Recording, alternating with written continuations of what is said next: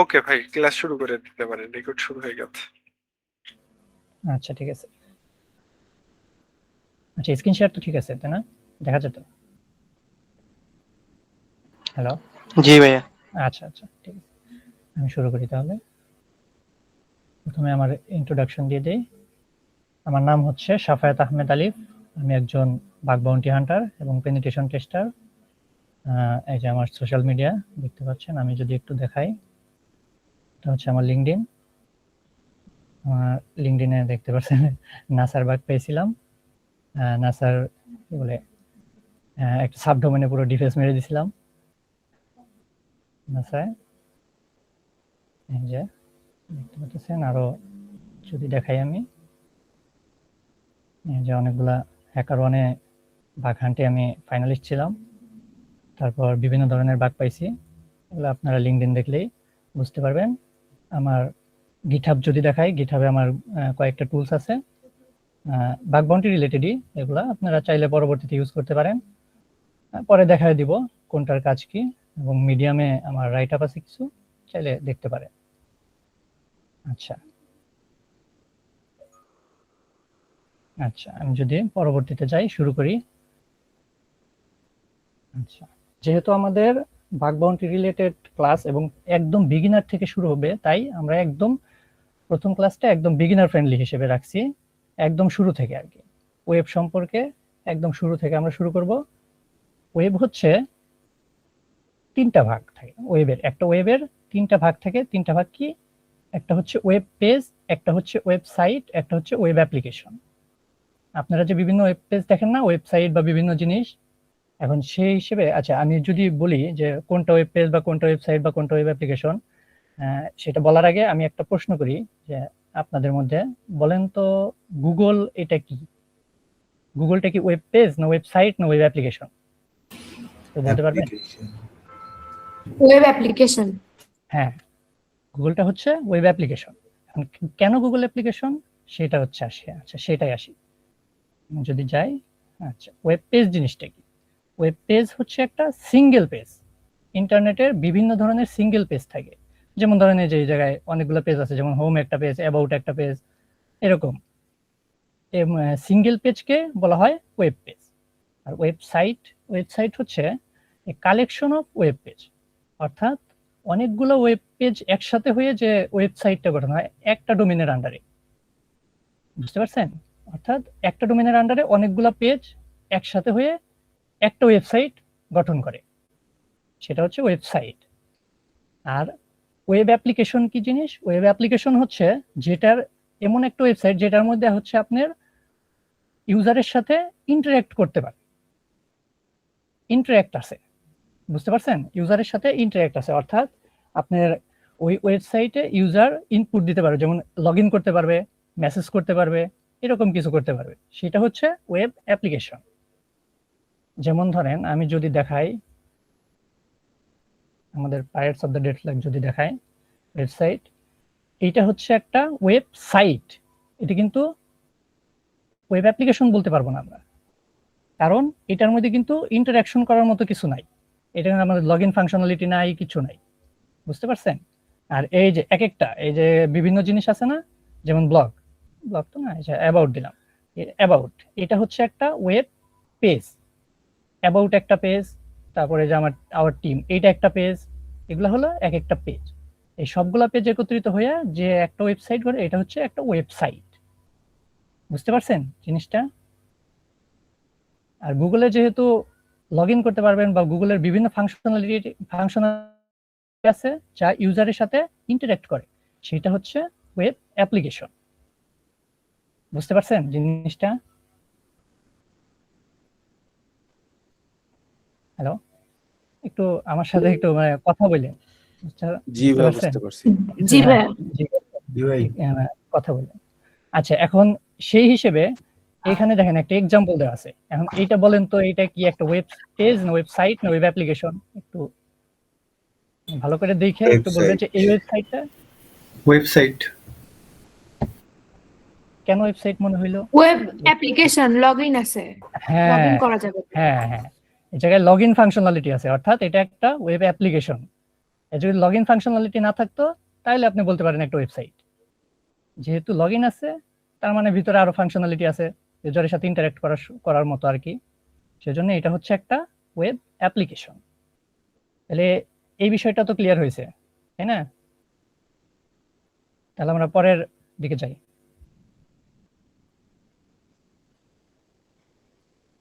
আচ্ছা, পরে হচ্ছে ওয়েব আর্কিটেকচার। ওয়েব আর্কিটেকচার কি জিনিস? ধরেন এটা হচ্ছে ইউজার, অর্থাৎ আপনি যে ব্রাউজ করতেছেন আর কি। আচ্ছা, আর এটা হচ্ছে একটা ফ্রন্ট এন্ড, আর এটা হচ্ছে ব্যাক এন্ডে থাকে। ব্যাক এন্ড কিন্তু আমরা দেখতে পাই না, আমরা শুধুমাত্র ফ্রন্ট এন্ডটাকে দেখতে পাই। এখন ইউজার থেকে কি করে? প্রথমে ডাটা কালেক্ট হয়। ডাটা কালেক্টটা কি জিনিস? আপনি সার্চ ফাংশনালিটিতে মানে কিছু একটা সার্চ করলেন, অথবা লগইন ফাংশনালিটিতে আপনি ইউজার মানে ইনপুট দিলেন কিছু একটা ইউজার নেম বা পাসওয়ার্ড, যেটা আপনার থেকে নেয় আর কি। সেই ইনপুটগুলা কিভাবে কাজ করে? প্রথমে ধরেন আপনি যে কোনো একটা রিকোয়েস্ট করলেন, ধরেন আপনি আমাদের কি কি আছে এখানে? আচ্ছা, প্রথমে ধরেন লগইন পেজ আছে, তাই না? আমি যদি লগইন পেজে ভিজিট করার ট্রাই করি, আচ্ছা আসুক, হ্যাঁ, লগইন পেজে ভিজিট করার ট্রাই করলে প্রথমে আমি লগইন পেজে ক্লিক করব। ক্লিক করার পরে কি হবে? সেই যে লগইন পেজে ক্লিক করছেন সেই রিকোয়েস্টটা যাবে ওয়েব সার্ভারের কাছে। এখন ওয়েব সার্ভারে যাওয়ার পর ওয়েব সার্ভার কি করবে? লগইন পেজ যেহেতু আপনি অ্যাক্সেস করতে চাইতেছেন, সেই জন্য ফাইল সিস্টেম থেকে লগইন পেজের জন্য যে কোডগুলো আছে লগইন পেজ শো করানোর জন্য, সেই কোডগুলো নিয়ে আপনাকে কি করবে? রেসপন্স হিসেবে এখানে ফ্রন্ট এন্ডে শো করাবে। এটা কিন্তু ফাইল সিস্টেম থেকে নেবে লগইন পেজটা, এটা কিন্তু ডাটাবেস থেকে নিবে না। এখন ডাটাবেস থেকে তাহলে কি নিবে সেটা বলতে গেলে ধরেন লগইন পেজ তো আপনি শো হইলো, লগইন পেজে আপনাকে তো ইনপুট দিতে হবে। এখন লগইন পেজে ইউজার নেম আর পাসওয়ার্ডের জায়গায় ধরেন আপনি অ্যাডমিন দিলেন, অ্যাডমিন ইউজার নেম আর অ্যাডমিন পাসওয়ার্ড। তখন সেই রিকোয়েস্টটা আবার যাবে ওয়েব সার্ভারের কাছে। তখন ওয়েব সার্ভার কি করবে? এই যে আপনি ইউজার নেম আর পাসওয়ার্ডে যে অ্যাডমিন দিলেন, সেই জিনিসটা হচ্ছে ডেটাবেস থেকে চেক করবে। তখন কিন্তু আগে ফাইল সিস্টেম থেকে চেক করবে না, ইউজার নেম আর পাসওয়ার্ডটা হচ্ছে ডেটাবেস থেকে মানে চেক করবে। চেক করার পর ডেটাবেস থেকে যদি দেখে যে এই নামে মানে এই পাসওয়ার্ডের সাথে ম্যাচ করছে ইউজার নেম আর পাসওয়ার্ড, তাহলে আপনাকে রেসপন্স দেবে যে আপনি সাকসেসফুলি লগইন করতে পারছেন। আর যদি দেখে যে না ম্যাচ করে নাই, তাহলে সেটাও আপনাকে রেসপন্সের মাধ্যমে জানিয়ে দেবে যে ইউজার নেম বা পাসওয়ার্ড ভুল, আপনি আবার ট্রাই করেন। আর যদি যখন লগইন হয়ে যাবে বা দেখছে যে ডাটাবেস আপনার ইউজার নেম এবং পাসওয়ার্ড ম্যাচ করতেছে, তখন কি করবে? প্রথমে রেসপন্সের মাধ্যমে শো করবে, শো করার পর অটোমেটিক রিডাইরেক্ট করবে, মানে অটোমেটিক আরেকটা রিকোয়েস্ট যাবে ওয়েব সার্ভারের কাছে। সেটা কিসের জন্য যাবে? সেটা হচ্ছে লগইন করার পর তো আপনাকে ড্যাশবোর্ডে নিয়ে যেতে হবে। যখন দেখবেন যে লগইন হয়ে গেছেন, তখন পরের রিকোয়েস্টে যায় আপনাকে ফাইল সিস্টেম থেকে যে ড্যাশবোর্ডের যে কোডগুলো আছে সেইটা ফ্রন্ট এন্ডে শো করাবে। বুঝতে পারছেন? সেই ড্যাশবোর্ডটা পরবর্তীতে আপনি ডিসপ্লে রেজাল্ট হিসেবে দেখতে পারবেন। কনসেপ্টটা বুঝতে পারছেন? ওয়েব আর্কিটেকচার কিভাবে কাজ করে? জি ভাই। এই জায়গায় কারো কোনো কোশ্চেন থাকলে করতে পারেন। ভাইয়া যদি একটু আবার বলতেন ভালো হতো। হ্যাঁ, এই জিনিসটাই। জি ভাই, আরেকবার কোন সামারি করলে জিনিসটা? বেটার হ্যাঁ, হতো। আচ্ছা আচ্ছা, ধরেন আপনি একটা ওয়েব পেজে লগইন পেজ তো থাকে, তাই না? ধরেন কি বোঝাবো, ধরেন facebook.com। আচ্ছা, এই জায়গায় তো আমার ইমেইল আর কি করা আছে? ইমেইল আর পাসওয়ার্ডের ফাংশনালিটি আছে, তাই না? এখন যদি এই জায়গায় আমি একটা ইমেইল দেই আর এই জায়গায় একটা পাসওয়ার্ড দেই, তারপরে কি করব? লগইন বাটনে ক্লিক করার সাথে সাথে সেই রিকোয়েস্টটা চলে যাবে ওয়েব সার্ভারের কাছে। ওয়েব সার্ভারের কাছে রিকোয়েস্টটা যাওয়ার পর ওয়েব সার্ভার কি করবে? ফেসবুকের যে ডাটাবেস আছে সেটা থেকে চেক করবে যে এই ইমেইলের সাথে ওই আমি যে পাসওয়ার্ডটা দিছি সেটা ম্যাচ করতেছে কিনা। বুঝতে পারছেন? যদি ম্যাচ করে তাহলে কি করবে? রেসপন্সের মাধ্যমে আপনাকে দেখাইবে যে আপনি লগইন করতে পারছেন। আর যদি না করে তাহলে তো দেখাবে যে ইউজার নেম অথবা পাসওয়ার্ড ভুল, সেটা শো করবে আপনাকে। আপনি ডিসপ্লে রেজাল্ট হিসেবে সেটাই দেখতে পারবেন। এটা হচ্ছে মেইন কনসেপ্ট। আপনার ইউজার নেম বা পাসওয়ার্ড এগুলা হচ্ছে বা আপনার মেসেজ এইগুলা স্টোর হয় হচ্ছে ডাটাবেজে। আর আপনার ফাইল সিস্টেমের কোড মানে বিভিন্ন ধরনের যে কোডগুলো আছে ওয়েবসাইটের যতগুলো কোড আছে সেইগুলো সেভ হয় মানে সেভ থাকে হচ্ছে ফাইল সিস্টেমে। এই জায়গা থেকে কোডগুলা বা ওয়েব পেজের জন্য যে কোডগুলা শো করানোর জন্য সেইটা শো হয়। বুঝতে পারছেন? জি ভাইয়া বুঝেছি। আচ্ছা, আর কারো কোশ্চেন আছে কোনো? না হলে আমি পরের যাব। আচ্ছা, একটা জিনিস বাদ পড়ছিল। আচ্ছা, যেহেতু বাগ হান্টিং রিলেটেড এটা জিনিসটা, সেই জন্য আমি বলে দিই যে ব্যাক ইন রিলেটেড যে কোডগুলো থাকে এইটার মধ্যে যে ভালনারেবিলিটি থাকে ব্যাক ইন রিলেটেড, সেইগুলা হচ্ছে আপনার এসকিউএল, তারপরে হচ্ছে কমান্ড ইনজেকশন, আরসিই, এগুলো হচ্ছে back end related, web server মানে ব্যাক ইন্ডে রিলেটেড। আর ফ্রন্ট ইন রিলেটেড ভালনারেবিলিটি গুলো হচ্ছে আপনার এক্সএসএস, নাম তো হয়তো শুনছেন, এক্সএসএস, তারপরে হচ্ছে জাভাস্ক্রিপ্ট ভ্যালিডেশন। এখন জাভাস্ক্রিপ্ট ভ্যালিডেশনটা জিনিসটা কি?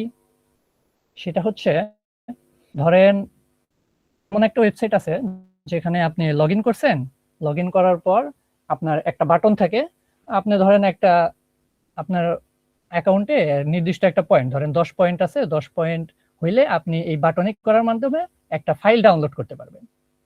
কিন্তু যখনই আপনার 10 পয়েন্ট যদি না হয় তাহলে এই বাটনে আপনি ক্লিকই করতে পারবেন না। বাটন দেখতেছেন ঠিকই কিন্তু ক্লিকেবল না, আর কি ক্লিক করতে পারতেছেন না। এইরকম হলে ধরেন এই জিনিসটা যদি মানে ব্যাকএন্ডের মাধ্যমে ভ্যালিডেশন না করে ফ্রন্ট এন্ড দ্বারা ভ্যালিডেশন করে, সেটা হচ্ছে আপনার জাভাস্ক্রিপ্ট ভ্যালিডেশন। আমি একটু ভালোভাবে বুঝাই।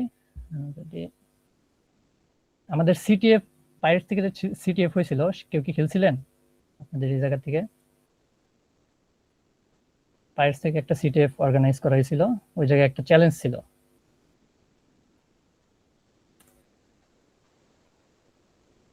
আমি যদি একটা চ্যালেঞ্জ অন করি,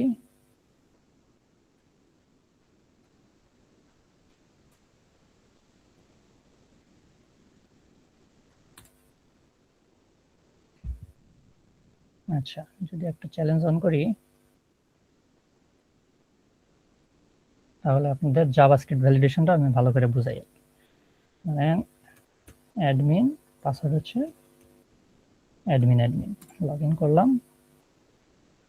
আচ্ছা ধরেন চ্যালেঞ্জটা ছিল এই যে আমার ব্যালেন্স হচ্ছে $1000 আর হচ্ছে প্রোডাক্ট হচ্ছে $1,25,000। আমার কিন্তু এই যে এই জায়গায় হচ্ছে ক্লিক করে আমার হইলো কেনার কথা, তাই না? কিন্তু আমি কিন্তু ক্লিক করতে পারতাছি না।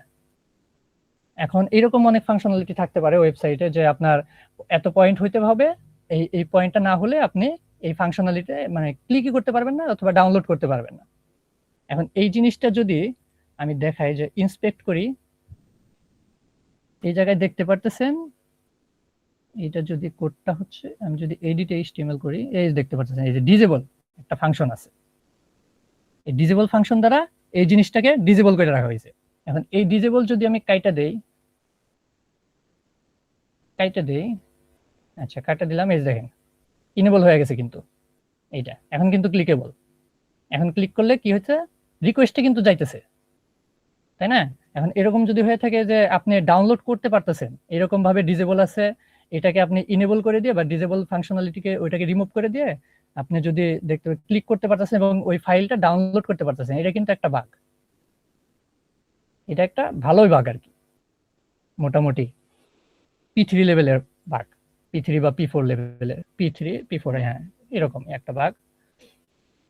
জিনিসটা কি বুঝতে পারছেন? কনসেপ্টটা বুঝছেন? জানাবেন। ভাইয়া একটু আরেকবার বুঝালে ভালো হয়। আচ্ছা আমি যদি এটাকে, আচ্ছা ধরেন এরকম তো থাকবে না, এটা তো একটা সিটিএফ চ্যালেঞ্জ, বুঝতে পারতেছেন? এখন আপনার রিয়েল ওয়ার্ল্ডে তো আর এরকম থাকে না, এটা জাস্ট আমি বুঝাইতে চাইতেছি যে ধরেন আপনার কাছে $1000 আছে, এখন আপনি লাগবে কত, এটাকে এখানে ক্লিক করতে এত পয়েন্ট, ধরেন এত পয়েন্ট 1,25,000 পয়েন্ট লাগবে। এখন আপনি তাছাড়া এটা ক্লিকই করতে পারবেন না, বুঝছেন? এখন ক্লিক করতে না পারলে আপনি কি করবেন? এখন ক্লিক জিনিসটা হচ্ছে ধরেন যদি উপরে ফ্রন্ট এন্ডের মাধ্যমে শুধুমাত্র থাকে ক্লিকেবল জিনিসটা, ফ্রন্ট এন্ডের মাধ্যমে থাকলে হবে কি, আচ্ছা ফ্রন্ট এন্ডের মাধ্যমে যদি থাকে জিনিসটা ভ্যালিডেশন করে, তাহলে আচ্ছা আমি যদি দেখি মিনিট, আচ্ছা, এই ফ্রন্ট এন্ডে দেখেন, ফ্রন্ট এন্ডে একটা কোড আছে কি ডিজেবল দ্বারা বোঝাইছে, তাই না? আচ্ছা, ডিজেবল দ্বারা, আচ্ছা আমি যদি এই ডিজেবল জিনিসটাকে কেটে দেই, আচ্ছা ডিজেবল জিনিসটাকে কেটে দিলাম, এখন দেখেন এই জিনিসটা কি হইতেছে, অ্যাক্সেস নিতে পারতেছি, কিন্তু আমি কিন্তু কাজটা করতে পারতেছি। বুঝতে পারছেন? আমি শুধুমাত্র ওই ফ্রন্ট এন্ডের মাধ্যমে যে ভ্যালিডেশনটা ছিল ওইটাকে আমি রিমুভ করে দিয়ে কাজটা করতে পারতেছি, আমি রিকোয়েস্ট পাঠাইতে পারতেছি। বুঝতে পারছেন জিনিসটা? জি ভাইয়া বুঝেছি। হ্যাঁ হ্যাঁ। এখন যদি এরকম একটা ফাংশনালিটি থাকতে পারে যে আপনার একটা ফাইল ডাউনলোড করতে হবে, কিন্তু আপনার নির্দিষ্ট একটা অ্যামাউন্টের পয়েন্ট নাই, আপনার এই পয়েন্টটা যখনই হবে তখন আপনি মানে বাটনে ক্লিক করতে পারবেন, কিন্তু পয়েন্টটা না হওয়া পর্যন্ত আপনি এই বাটনে ক্লিকই করতে পারবেন না। কিন্তু আপনি এই যে জাভাস্ক্রিপ্ট ভ্যালিডেশনের মাধ্যমে যদি এইরকম রিমুভ করে দিয়ে যদি আপনি ক্লিক করে ওই ফাইলটা ডাউনলোড করতে পারেন, তাহলে সেটা একটা বাগ। একটা বুঝতে কোশ্চেন পারছেন? ছিল, হ্যাঁ হ্যাঁ বলেন। আপনি ইন্সপেক্ট থেকে যেটা মেসেজ, যেটা মানে যে বাটনটা ডিসেবল করলেন, ইন্সপেক্ট ওইটা তো হচ্ছে যখন ওটা ছিল আমরা আবার আগে। রিফ্রেশ করব সাথে সাথে তো এটা আবার হুম। সেম হয়ে যাবে, ওটা তো ওইভাবে হ্যাঁ হ্যাঁ হ্যাঁ করা যায় না। হ্যাঁ হ্যাঁ, ওইটা সেটাই তো বললাম যে ওইটা যদি নরমালি সার্ভার সাইড ভ্যালিডেশন থাকে, অনেক সময় যে কেবল যেটা দেখালাম এটা কিন্তু সার্ভার থেকে ভ্যালিডেট করতেছে, যে ওই যে আপনার জি। ইন্সপেক্ট থেকে আমি ডিসেবল বাটনটা রিমুভ করে দিছি, তারপরে দেখাচ্ছে কি যে আমার ব্যালেন্স নেই, তাই না? তাই জি শো জি। করতেছে, তার মানে এই জিনিসটা ব্যাকএন্ড থেকে আসতেছে, সেই জন্য আমি এটা করতে পারতেছি না, আমার টাকা নাই, আমি ক্লিক করতে পারতেছি কিন্তু কাজ হচ্ছে না। জি সেটা হচ্ছে, হ্যাঁ সেটা কিন্তু ভালনারেবিলিটির মধ্যে পড়ে না, সেটার জন্য আপনি কিন্তু বাউন্টি পাবেন না। যখনই দেখবেন যে আপনার এইরকম করছে কিন্তু সার্ভার থেকে কোনো ভ্যালিডেশন করা নাই, শুধুমাত্র ফ্রন্ট এন্ডে ওই যে ডিসেবল যে এই জিনিসটা করে রাখছে, সে মানে সেটা করে রাখছে, এর জন্য আপনি অ্যাক্সেস করতে পারতেছেন না। যখনই আপনি এই ডিসেবল বাটনটা এটাকে রিমুভ করে দিতেছেন, ওই জিনিসটা ফাইলটা আপনি ডাউনলোড করতে পারতেছেন, যখন সার্ভার থেকে ভ্যালিডেশনটা করবে না তখন সেটা বাদ। বুঝতে পারছেন? আমি যদি ধরেন ওই ডিসেবল বাটনটারে মানে অফ করে দিয়ে ওই যে ক্লিকেবল যখন হইলো, তখন যদি আমি ক্লিক করে ওইটা জিনিসটা কিনতে পারতাম বা ওই কেনার যে পেজে নিয়ে যাইতো, তাইলে কিন্তু এটা একটা বাগ। বুঝতে পারছি ভাইয়া। বুঝতে পারছেন? জি জি। আচ্ছা আচ্ছা আচ্ছা, এক মিনিট। জি আমি তাহলে পরেরটাই যাই। আচ্ছা, DNS. DNS, how DNS works, এখন ডিএনএসটা কিভাবে কাজ করে?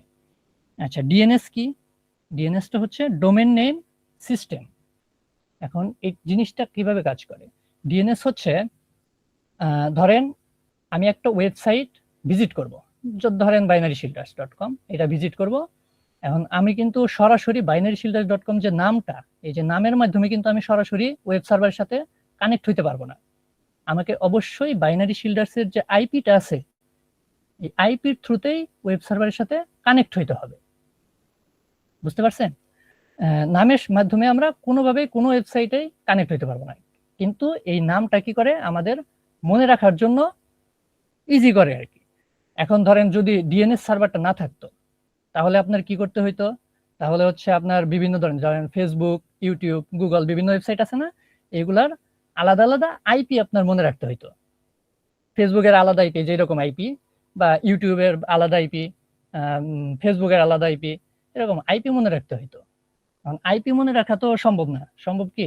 আপনার প্রতিটা ওয়েবসাইটের আলাদা আলাদা আইপি তো আর মনে থাকবে না সবসময়, যে এইরকম আইপি নাম্বার এক এক রকম এক একটা তো মনে থাকবে না। এই যাতে মনে থাকে জিনিসটা, সেই জন্য হচ্ছে ডিএনএস সার্ভারটা কাজ করে। ডিএনএস সার্ভার আমাদের একটা নাম প্রোভাইড করে। এখন যখনই আপনি একটা ওয়েবসাইটে মানে প্রবেশ করতে চাবেন, তখন আপনি কি করবেন? ব্রাউজারে binaryshielders.com লিখে ক্লিক করবেন, তখন সেই রিকোয়েস্টটা যাবে মূলত প্রথমে ওয়েব সার্ভারে। বুঝতে পারছেন? প্রথমে কিন্তু একবার সার্ভারে যাবে না, প্রথমে যাবে binaryshielders.com ওয়েব সার্ভারে যাবে। ওয়েব সার্ভার কি করবে? এই যে binaryshielders.com যে এইটার আন্ডারে মানে এইটার জন্য যে আইপিটা দরকার এটার সাথে কানেক্ট হওয়ার জন্য, সেই আইপিটা খুঁজে বের করবে হচ্ছে ডিএনএস সার্ভার। বুঝতে পারছেন? ডিএনএস সার্ভার হচ্ছে আইপি খুঁজে বের করার কাজ করে আর কি। প্রথমে আপনি ব্রাউজারে কি করবেন? বাইনারি শিল্ডার্স লিখে সার্চ দিবেন, সেটা যাবে ডিএনএস সার্ভারের কাছে। ডিএনএস সার্ভার হচ্ছে আইপি খুঁজে বের করবে, আইপি খুঁজে বের করে সেই আইপিটা পুনরায় ব্রাউজারের কাছে পাঠাবে। তখন ব্রাউজারে একটা আইপি পেয়ে গেল, মানে বাইনারি শিল্ডার্সের ওয়েব সার্ভারের সাথে কানেক্ট করার জন্য। তখন সেই ব্রাউজারটা সেই আইপির থ্রুতে ওয়েব সার্ভারের সাথে কানেক্ট করবে। তারপর এই ওয়েব সার্ভারে রেসপন্সটা আসবে ব্রাউজারে। আচ্ছা, আমি যদি একটু ইজি ভাবে বোঝাই, ডিএনএস সার্ভারটা হচ্ছে ধরেন আপনার ফোনের ফোন বুক, বুঝতে পারছেন? ডিএনএস সার্ভারটা হচ্ছে আপনার ফোনের ফোন বুক, অর্থাৎ হচ্ছে আপনার ফোন বুকে কি থাকে, বিভিন্ন নাম্বার সেভ করা থাকে না? এখন ধরেন আপনি আপনার ফ্রেন্ডের কাছে যোগাযোগ করবেন, কল করবেন। এখন আপনি তো সব ফ্রেন্ডের নাম্বার তো মানে মুখস্থ থাকে না সব সময়। এখন ফ্রেন্ডের নাম ধরেন হচ্ছে এই যে ওয়েবসাইটের নাম, আর ফ্রেন্ডের নাম্বার হচ্ছে ধরেন হচ্ছে আপনার এই যে আইপি অ্যাড্রেসটা। এখন আপনি কি করবেন, ফোন বুকে যা প্রথমে সার্চ করবেন নাম দিয়ে সার্চ করবেন, যে বন্ধুকে কল করবেন সে নাম দিয়ে সার্চ করার পর যে নাম্বারটা পাবেন, ওই বন্ধুর যে নাম্বারটা পাবেন সেই নাম্বারের থ্রুতে কি করবেন, কল করবেন। আপনি কিন্তু নামের থ্রুতে কল করতে পারবেন না, নাম দিয়ে আপনি সার্চ করে নাম্বারটা কালেক্ট করে তারপর নাম্বার দিয়ে কিন্তু কল করবেন, তাই না? সেই ডিএনএস সার্ভারটা হচ্ছে সেই কাজ করে, সেই মানে ওনার কাছে ডিএনএস সার্ভারের কাছে সবকিছু সেভ থাকে। জিনিসটা বুঝতে পারছেন? জি ভাইয়া, বুঝতে পেরেছি। হ্যাঁ, কোনো কোশ্চেন থাকলে করতে পারে।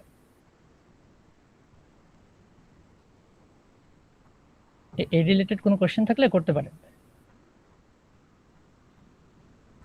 বা কিছু না বুঝে না থাকলে। ভাইয়া বুঝছি, এটা ক্লিয়ারলি বুঝছি। আচ্ছা আচ্ছা, ঠিক আছে, পরে যাই। আচ্ছা, পরে হচ্ছে ইউআরএল। একটা ইউআরএল এ কিন্তু বিভিন্ন পার্ট থাকে। এখন পার্টগুলা কোনটাকে কি বলে?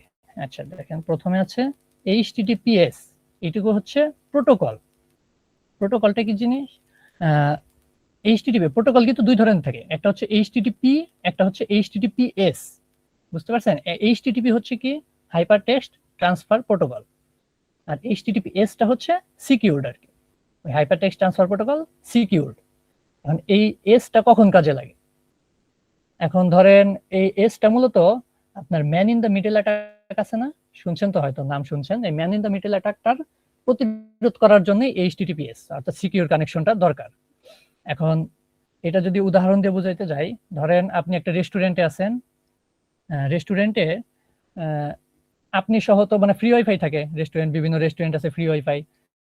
ধরেন আপনি যে ওই ফ্রি ওয়াইফাই নিয়ে বসলেন, এমন একটা ওয়েবসাইট ওপেন করলেন যেটা হচ্ছে এইচটিটিপি এস নাই, শুধুমাত্র এইচটিটিপি একটা ওয়েবসাইট ওপেন করলেন, আর একজন হ্যাকারও ওই সেম ওয়াইফাই কানেক্ট হইলো এবং আপনার রিকোয়েস্টগুলো, যতগুলো রিকোয়েস্ট আছে সবগুলো ইন্টারসেপ্ট করা শুরু করলো।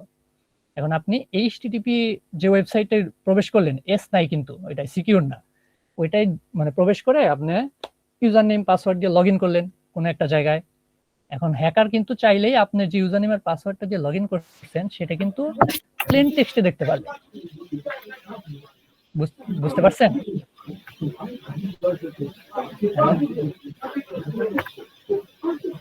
কিছু বলবেন?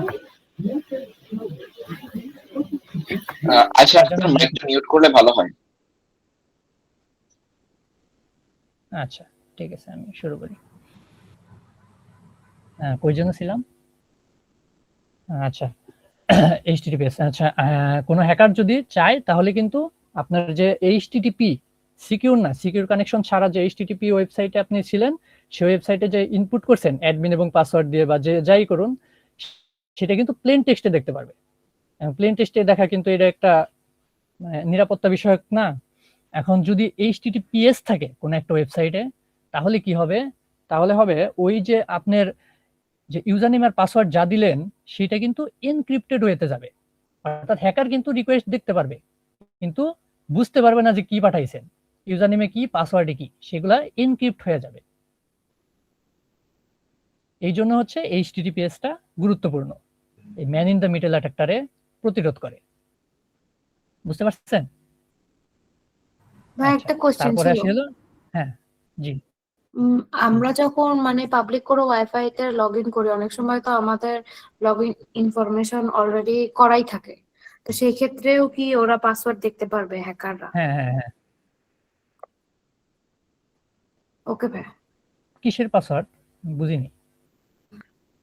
ভাইয়া যেমন হচ্ছে আমার হ্যাঁ, বলেন ইউটিউব বলেন। অথবা ফেসবুক অথবা জিমেইলের পাসওয়ার্ড আমাদের তো অলরেডি হ্যাঁ, মোবাইল বা ল্যাপটপে অনেক হুম, সময় কানেক্টেড থাকে। তো সেই ক্ষেত্রে যখন ওয়াইফাই কানেকশন হয় হুম, হুম, নতুন করে তো আবার পাসওয়ার্ড দেওয়ার প্রয়োজন নাই, সেই ক্ষেত্রেও কি তারা দেখতে পারবে? হুম, হুম, হুম।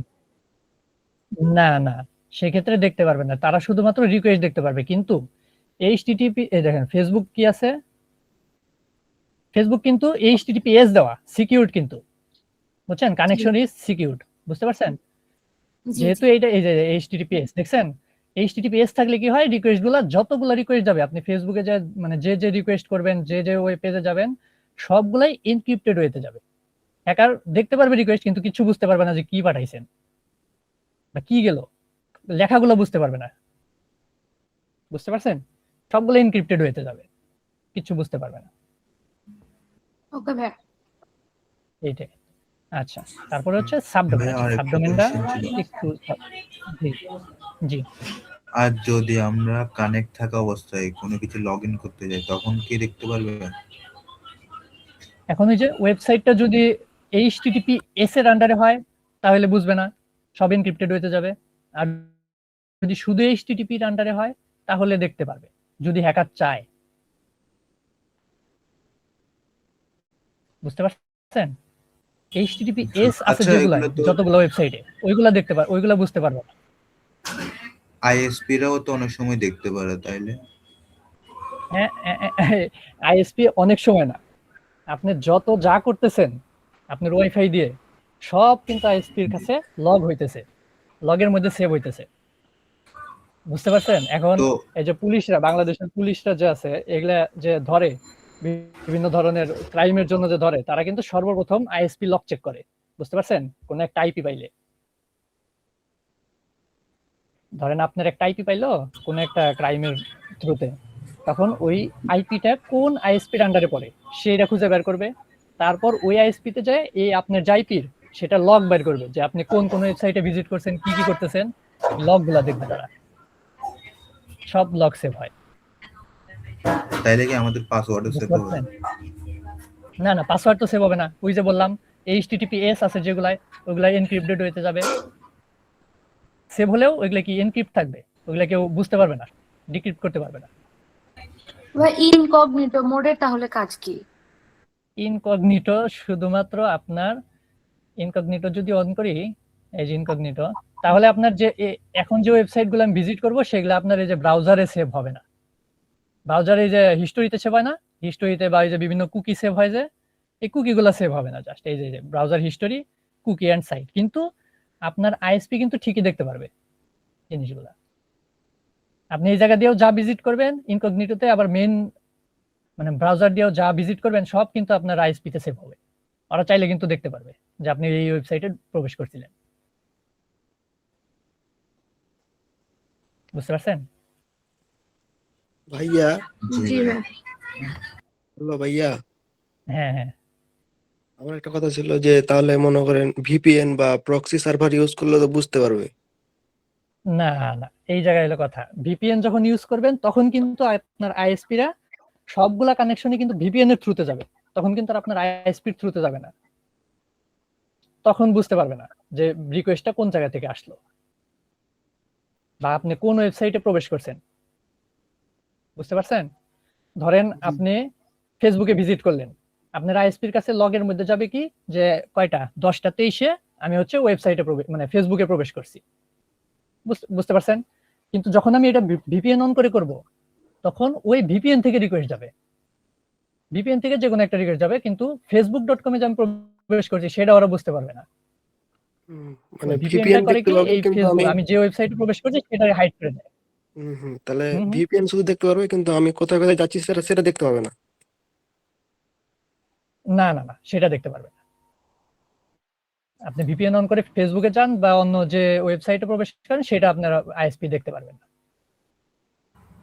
ভাই আইএসপি শুধু কি বাংলাদেশ থেকে দেখতে পারবে এমন বুঝতে কিছু? বাংলাদেশ থেকে মানে মানে মানে ওই VPN আইএসপি থেকে আন্ডারে আমরা যতগুলা বিভিন্ন ডিফারেন্ট দেশে আমরা কানেক্ট করে দেন হচ্ছে IS ডিফারেন্ট এই করি আর কি। ওরা ওরা তো ভিপিএন থেকে রিকোয়েস্ট পাবে, ভিপিএন থেকে অন্য কিছু রিকোয়েস্ট পাবে, কিন্তু আপনি যে ওয়েবসাইটে রিকোয়েস্ট করছেন সেটা ওরা বুঝতে পারবে না আর কি। ভিপিএন থেকে একটা রিকোয়েস্ট যাবে। আর আইএসপি হচ্ছে শুধুমাত্র তাদের মানে ডিভাইসের লগগুলো দেখতে পারবে যারা হচ্ছে ওই আইএসপির আন্ডারে আছে। বুঝতে পারছেন? এখন আপনার যে আইএসপি, আপনার এলাকার যে আইএসপি, উনি কিন্তু আমার এলাকার আইএসপি মানে আমার এলাকার ডিভাইসের কিন্তু লগ দেখতে পারবে না।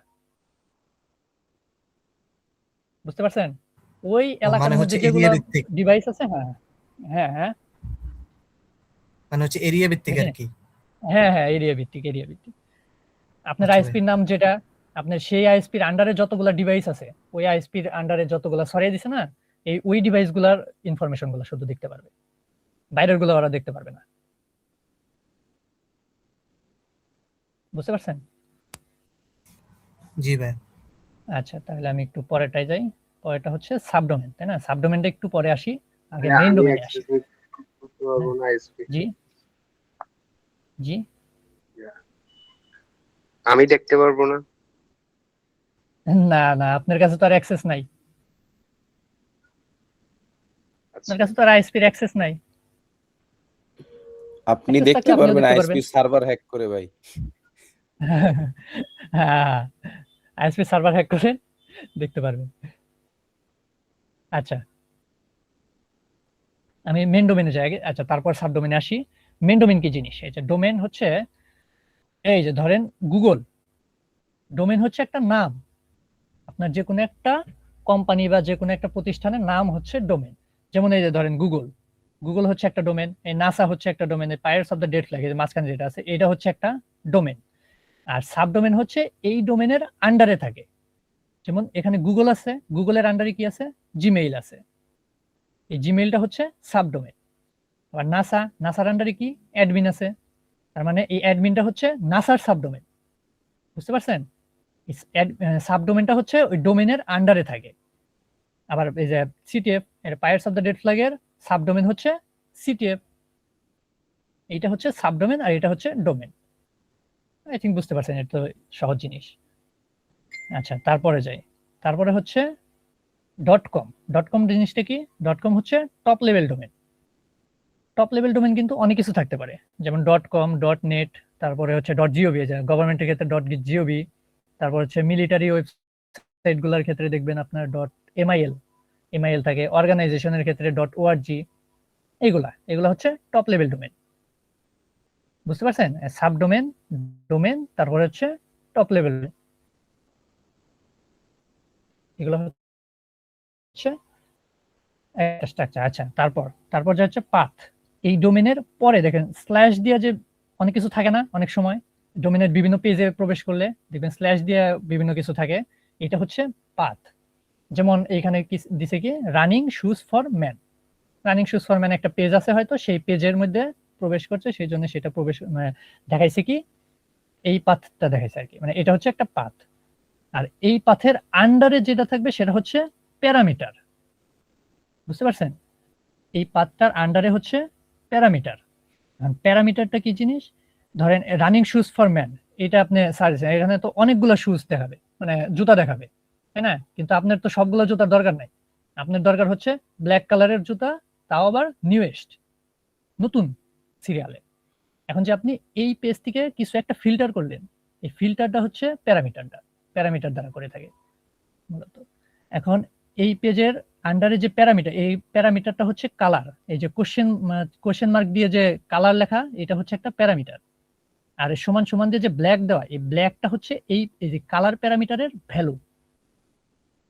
বুঝতে পারছেন? প্যারামিটার হচ্ছে কালার আর ভ্যালুটা হচ্ছে ব্ল্যাক, আর এন্ড চিহ্ন দিয়ে হচ্ছে দুইটা প্যারামিটারের মধ্যে সংযোগ করছে আর কি। আর এই শর্ট হচ্ছে আরেকটা প্যারামিটার, আর শর্টের ভ্যালু হচ্ছে নিউয়েস্ট। বুঝতে পারছেন জিনিসটা? প্যারামিটার সবসময় কোনো না কোনো পাথের আন্ডারে থাকে। মানে ভাই ভেরিয়েবল টাইপের কাইন্ড অফ কোন একটা পাথের মধ্যে থাকবে আর কি। আর প্যারামিটারের মধ্যে বেশিরভাগ বাগগুলো থাকে আর কি। বুঝতে পারছেন? যখন বাগ বান্টির ক্ষেত্রে বিভিন্ন বাগ নিয়ে যখন দেখানো হবে, তখন আপনারা বুঝতে পারবেন যে প্যারামিটারের মধ্যেই বেশিরভাগ বাগ থাকে আর কি। আচ্ছা, জিনিসটা তো বুঝছেন আর কি, ওয়েবসাইটের স্ট্রাকচারটা তো বুঝতে না, মানে কোনটা কিরকম থাকে বা কোনটাকে কি বলে এই জিনিসটা তো জি বুঝতে ভাইয়া। পারছেন। জি জি ভাইয়া। ভাইয়া। জি আচ্ছা আচ্ছা, তাহলে আমি পরেরটায় যাই। আচ্ছা, পরেরটা হচ্ছে এইচটিটিপি। এইচটিটিপির রিকোয়েস্ট এবং রেসপন্স। রিকোয়েস্টের স্ট্রাকচারটা হচ্ছে এইরকম একটা জিনিস রিকোয়েস্ট হিসেবে যায়, আর রেসপন্সটা আসে এইরকম। এখন এইটাকে কোনটাকে ভাইয়া কি বলে? সাবডোমেনটা তো দেখালেন না। হ্যাঁ, সাবডোমেন বললাম সাবডোমেনটা একটু আগে। সাবডোমেন তো বললাম এই যে একটু আগে, যে এই যে আপনার গুগল হচ্ছে মেইন ডোমেন, গুগলের আন্ডারে যেটা থাকবে সেটা হচ্ছে সাবডোমেন। যেমন জিমেইল সরি দূরে চলে গেছে।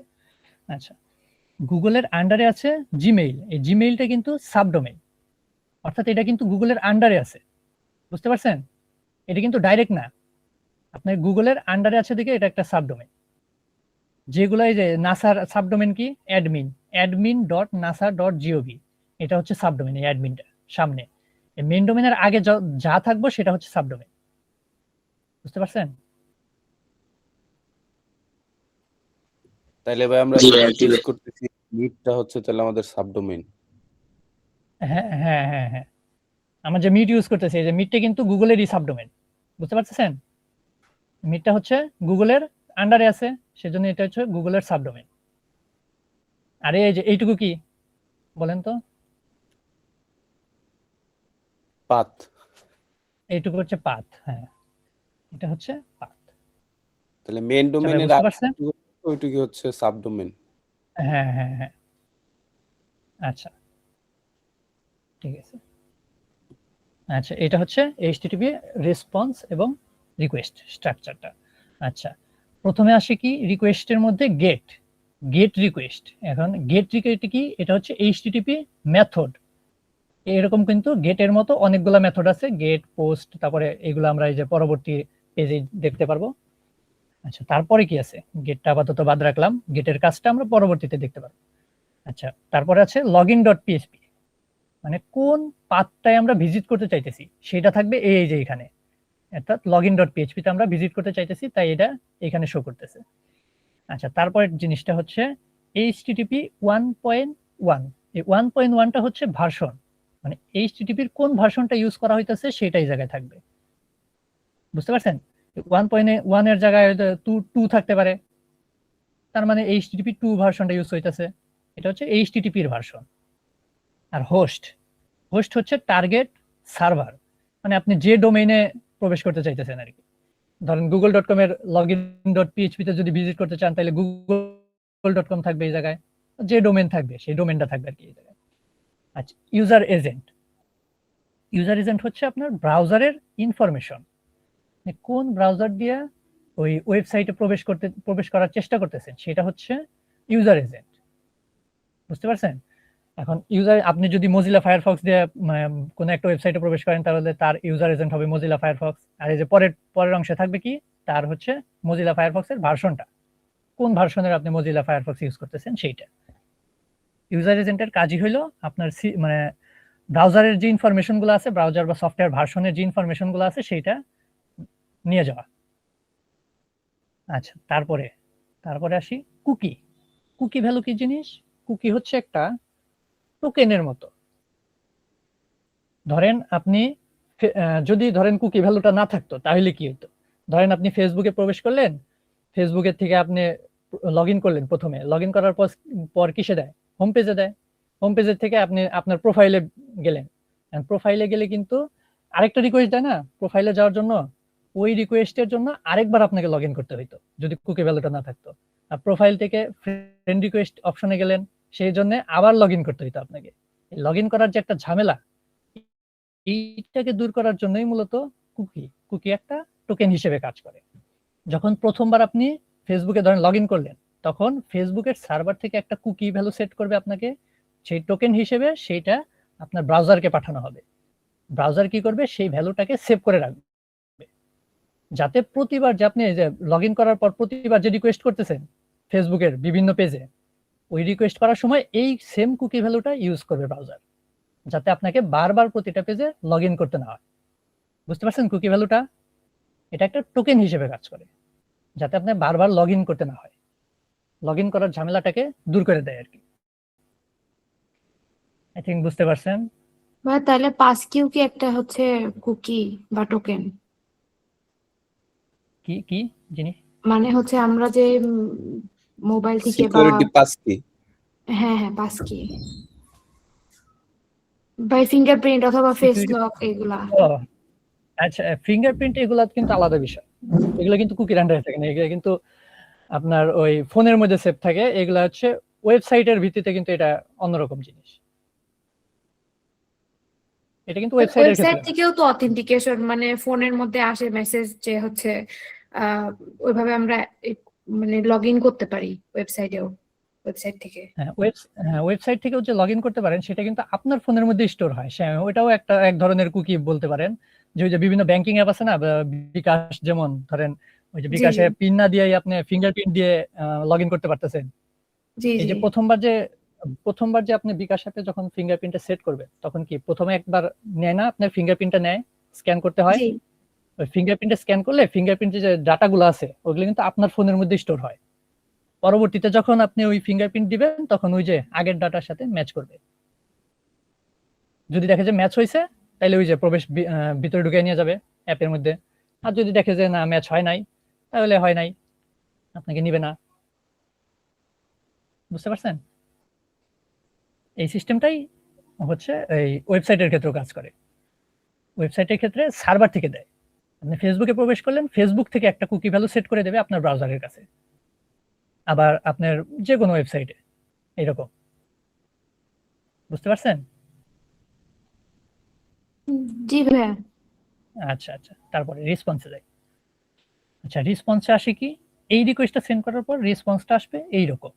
আচ্ছা, রেসপন্সে কি কি আছে? প্রথমেই বললাম এই যে এইচটিটিপি মেথড, এই যে এটা কি ছিল 1.1 ভার্সন ইউজ করছে, এইটা এই জায়গায় শো করবে 1.1 এইচটিটিপি 1.1 ভার্সন। তারপরে 200 ওকে, এই যে 200 দিয়ে যে ওকে আসছে সেটা হচ্ছে এইচটিটিপি স্ট্যাটাস কোড। এখন স্ট্যাটাস কোড কিন্তু অনেক ধরনের হয়, এটাও আমরা একটু পরে আছে, পরের চ্যাপ্টারে পাবো, সেখানে বিস্তারিত দেখব। আচ্ছা, তারপরে কি আছে? কন্টেন্ট টাইপ টেক্সট অথবা এইচটিএমএল, টেক্সট বা এইচটিএমএল। এবং কন্টেন্ট টাইপটা হচ্ছে আপনি রেসপন্সটা কি জিনিসটাকে রেসপন্স দিয়েছে, আপনাকে কি ফরম্যাটে রেসপন্স দিয়েছে সেইটা হচ্ছে এই কন্টেন্ট টাইপে লেখা থাকে। এখন এই জায়গায় কি রেসপন্স দিছে? এইচটিএমএল কোড দিছে, অর্থাৎ এইটার কন্টেন্ট টাইপ হচ্ছে টেক্সট অথবা এইচটিএমএল। যদি আপনি এই জায়গায় জেসন ফরম্যাটে কোনো রেসপন্স দিত, তাহলে এই জায়গায় কন্টেন্ট টাইপ থাকতো অ্যাপ্লিকেশন/জেসন। এরকম বিভিন্ন ফরম্যাটের জন্য বিভিন্ন কন্টেন্ট টাইপ আছে। বুঝতে পারছেন? এটা যে ফরম্যাটে আপনাকে রেসপন্স দেওয়ার কথা সেই ফরম্যাটটা এই জায়গায় উল্লেখ থাকবে আর কি। এটা কন্টেন্ট টাইপ দেখলে বুঝতে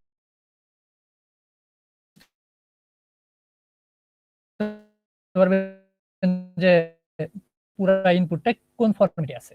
আর সেট কুকি তো কুকি বললামই, সার্ভার থেকে আর সেট করে রাখে রেসপন্সের মাধ্যমে, যাতে দুইজনের কুকির সাথে কমিউনিকেট হয়।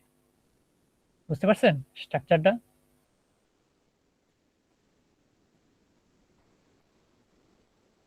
হ্যালো ভাই কুকির আচ্ছা, বিষয়টা বুঝছি। মেবি ক্লিয়ার হয় নাই। আচ্ছা, কুকির বিষয়টা। হুম হুম। আচ্ছা, কুকির বিষয়টা যদি আমি সহজভাবে বলি, ধরেন আপনি একটা ওয়েবসাইটে লগ ইন করলেন, লগ ইন করার সাথে সাথে কি করবে, ওই ওয়েবসাইট থেকে আপনাকে আপনার ব্রাউজারে একটা কুকি ভ্যালু সেট করে দেবে।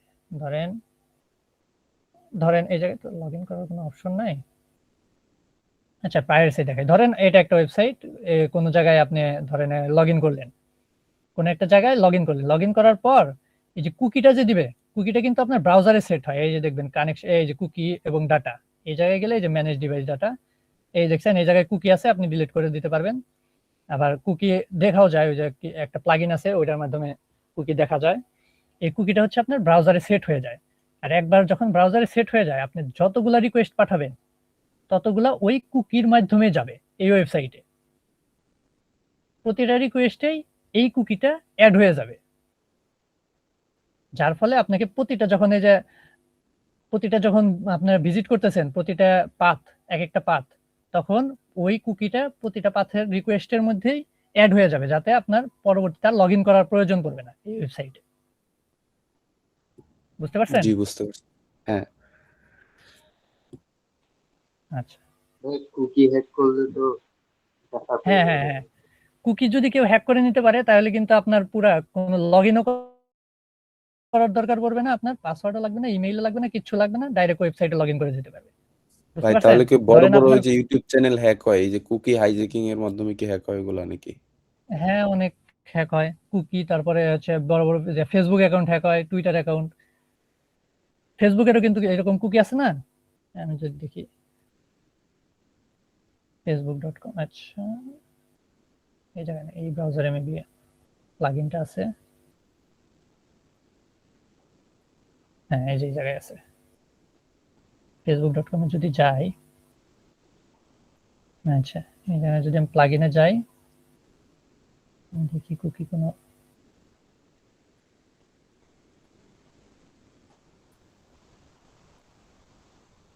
লোড নিতে দেরি হইতেছে। আচ্ছা, ম্যানেজ অল কুকি, আচ্ছা এই যে দেখতে পারতেছেন কুকি, এটাকে যদি আমি, আচ্ছা ফেসবুক, এই যে আমার ফেসবুকে এই যে কুকি আছে, দেখতে পারতেছেন? এই সবগুলো কিন্তু কুকি, কুকি ভ্যালুর মধ্যে পড়ে। এখন যদি এই ভ্যালুগুলো যদি আমি পাওয়া যাই, ধরেন আপনার কুকি ভ্যালু যদি আমি পাওয়া যাই, তাহলে কিন্তু আমি এই যে আমারটা ডিলিট করে, এই যে এই জায়গায় অ্যাড ফাংশনাল আছে, এই যে এই জায়গায় অ্যাড করা যায়, অ্যাড করে যদি আমি আপনারটা অ্যাড করে দেই, তারপর জাস্ট আমি ফেসবুকে রিফ্রেশ দেব, আপনার অ্যাকাউন্টে আমি ঢুকে গেছি। আপনার ইমেইলও জানা লাগবে না, আমার পাসওয়ার্ডও জানা লাগবে না, কিচ্ছু লাগবে না, ডাইরেক্ট অ্যাকাউন্টে প্রবেশ। এটা হচ্ছে কুকি একটা, কি বলবো, বিরাট দিক আর কি। বুঝতে পারছেন? জি জি ভাই বুঝতে পারছি। কুকি কেউ আপনার কুকি পেয়ে যায়, তাইলে মনে করেন আপনার আইডিও পেয়ে গেছে। তারপর আপনি চাইলে আইডি ওই যে পাসওয়ার্ড যদি চেঞ্জ করেন, তারপর ওই যে সবাই লগ আউট করে দিলে হয়ে গেল, ও আর লগ ইন করতে পারবে না। আর কুকি কিন্তু এক্সপায়ার থাকে, কিছু কিছু কুকি ওই আপনার টাইম থাকে যে 1 দিন বা 2 দিন বা 5 দিন, এরপরে এক্সপায়ার হয়ে যায়, তারপর আর ওই কুকি কাজ করে না। কুকির একটা লিমিটেশন থাকে। আচ্ছা তাহলে পরের পেজে যাই। আচ্ছা পরবর্তীতে আছে এইচটিটিপি মেথড। এইচটিটিপির মেথড গুলো, এই যে একটু আগে বলছিলাম না, এই যে গেট, এই যে জায়গায় গেট মেথড। এখন এই জায়গায় কি কি মেথড থাকতে পারে দেখেন, মেথড গুলো হচ্ছে get, post, put, delete, options, এগুলো মেথড থাকতে পারে। এখন কোনটার কাজ কি? গেট মেথডের কাজ হচ্ছে ফ্যাচ ডাটা, মানে ডাটাটাকে ফ্যাচ করে আনা। যেমন ধরেন আমি facebook.com দিলাম, এই যে ওয়েব পেজটা যে আমার সামনে আসলো, এটা কিন্তু গেট মেথডের মাধ্যমে আসলো। বুঝতে পারছেন? গেট মেথডটা কি করলো, এই facebook.com এর আন্ডারে যত ডাটাগুলো আছে যে ওয়েব শো করানোর জন্য, সব ডাটাগুলো আমাকে সামনে এনে দিল। এটা হচ্ছে গেট মেথডের মাধ্যমে হয়েছে। বুঝতে পারছেন? আর পোস্ট মেথড পরবর্তীতে আছে কি, পোস্ট মেথড। পোস্ট কি? পোস্ট মেথড হচ্ছে সেন্ড ডাটা, ডাটাটাকে সার্ভারে সেন্ড করবে। এখন যদি আমি এই জায়গায় ইমেইল আর পাসওয়ার্ড যদি কিছু একটা দেই, সেইটা তারপরে যদি লগ ইনে ক্লিক করি, এই যে আমার ইমেইল আর পাসওয়ার্ডটা কি সার্ভারে যাইতেছে না? ইমেইল আর পাসওয়ার্ড তো সার্ভারেই যাবে ভেরিফিকেশনের জন্য। এই সার্ভারে যে গেল, এই জিনিসটা হচ্ছে পোস্টের মাধ্যমে যাবে। বুঝতে পারছেন? সার্ভারে যে কোনো ডাটা গেলে সেটা হচ্ছে পোস্টের মাধ্যমে যাবে, আর কোনো ডাটা সার্ভার থেকে আপনার কাছে যখন আসবে, তো সেটা হচ্ছে গেট মেথডে। হ্যাঁ জি, কিছু বললেন ভাই কেউ? না ভাই, আচ্ছা। কন্টিনিউ করেন। বলতেছি। আচ্ছা না ভাই, ওই যে বুঝতে পারছো, ওইটা বলছিল। আচ্ছা ঠিক আছে। তাহলে পোস্ট মেথড হচ্ছে আপনার সার্ভারের কাছে রিকোয়েস্ট যাবে, আর গেট মেথড হচ্ছে সার্ভার থেকে কোনো রিকোয়েস্ট যদি আপনার আনার প্রয়োজন পড়ে, যেমন হচ্ছে ফাইলগুলো আসলো, ফেসবুকের যে ওয়েব পেজটা আসলো, সেটা হচ্ছে গেট মেথডে। আর পুট মেথডটা হচ্ছে আপডেট করা। কোনো একটা জিনিস যদি আপনার সার্ভারে অলরেডি আছে, এমন কোনো জিনিস যদি আপনি আপডেট করতে চান, সেটা হচ্ছে পুট রিকোয়েস্টের মাধ্যমে যায়। ধরেন আপনার নাম আছে একটা জিনিস, আপনার নামটা আপনি চেঞ্জ করবেন, অলরেডি কিন্তু আপনার নামটা ডাটাবেজে আছে, সেটাকে আপনি চেঞ্জ করার জন্য যে রিকোয়েস্ট করবেন সেই রিকোয়েস্টটা যাবে হচ্ছে পুট, আপডেট করার জন্য। বুঝতে পারছেন? আচ্ছা, ডিলেট, ডিলেট তো নামেই বুঝতে পারতেছেন, ডিলেট করার জন্য কাজে লাগে, কোনো একটা ডাটা ডিলিট করার জন্য এই ডিলিট রিকোয়েস্টটা ব্যবহার করা হয়। আর অপশনস, অপশনস হচ্ছে যখন আপনি ধরেন এমন একটা জিনিস পাইলেন বা ওয়েবসাইট পাইলেন বা পাথ পাইলেন যেটা আপনি জানেন না যে সেটা গেট মেথডে যাবে না পোস্ট না পুট না ডিলিট, কোন মেথড সাপোর্ট করে, তখন হচ্ছে কাজ করে অপশনস মেথড। যখন আপনি জানবেন না তখন অপশনস মেথড দিলে হয় কি, অপশনস মেথড দিলে এই রেসপন্সে আপনি শো করে দেয় যে এই পার্টিকুলার যে ইন পয়েন্টটা যেটা আপনি রিকোয়েস্ট করা ট্রাই করতেছেন সেটা কোন কোন মেথড সাপোর্ট করে সেটা বলে দিবে, যে গেট পোস্ট পুট ডিলিট যেটা সাপোর্ট করব সেটাই অপশনস ইউজ করলে সেটা বলে দিবে সার্ভারটায়। এই যে জায়গায় রিকোয়েস্টের এই জায়গায় লেখা থাকবে যে সাপোর্টেড ইগুলো আছে, সেগুলো হচ্ছে গেট পোস্ট বা যেটা সাপোর্টেড করে সেই জায়গা এই রেসপন্সের মধ্যে দেওয়া থাকবে। বুঝতে পারছেন? সেটা হচ্ছে অপশনস এর কাজ। মেথডগুলো বুঝতে পারছেন সবগুলা?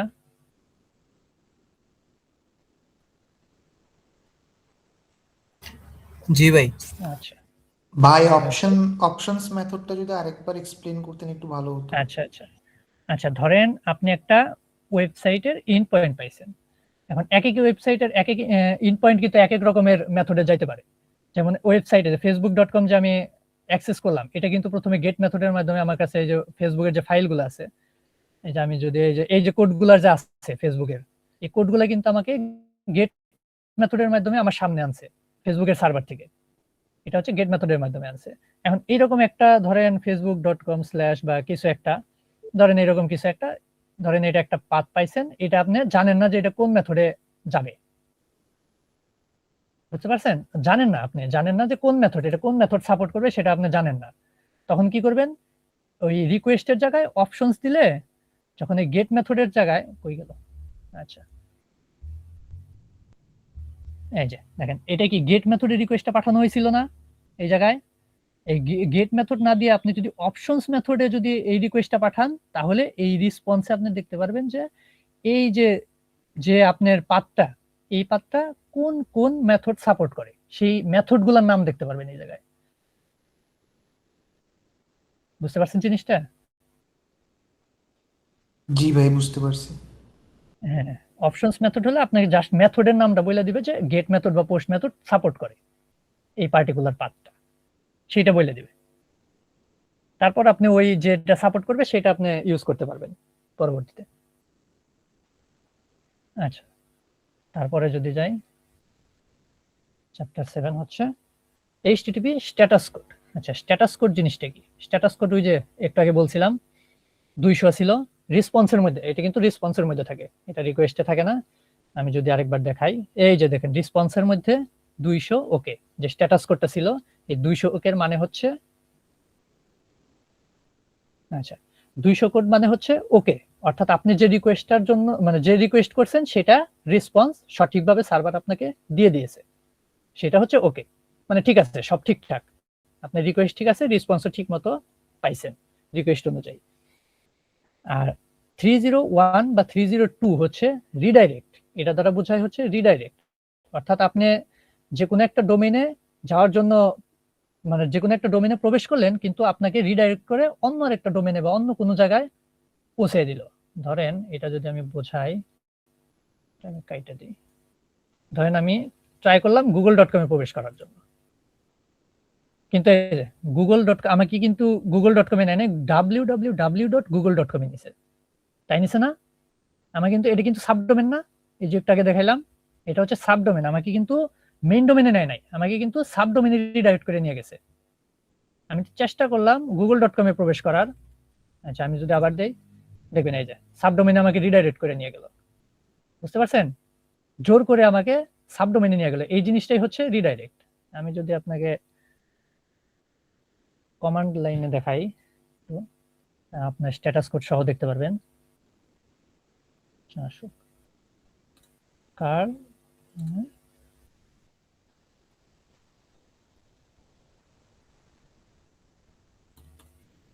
আচ্ছা google.com যখনই দিলাম আমি তখন দেখেন এই যে রেসপন্সটা কি আসছে, এইচটিটিপি 2, অর্থাৎ কি এইচটিটিপির ভার্সনটা হচ্ছে 2। ওই যে একটু আগে বলছিলাম 1.1 ছিল ওইটাই, এটাই হচ্ছে গুগল কি ইউজ করছে, এইচটিটিপি ভার্সন 2 ইউজ করছে।